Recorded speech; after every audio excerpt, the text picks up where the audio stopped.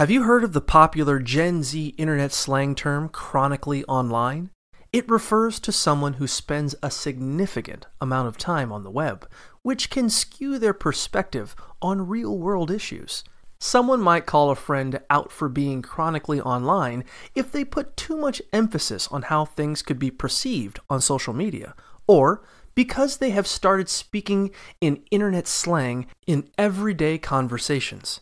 Being chronically online can also affect mental health negatively, leading to feelings of isolation, stress, and burnout.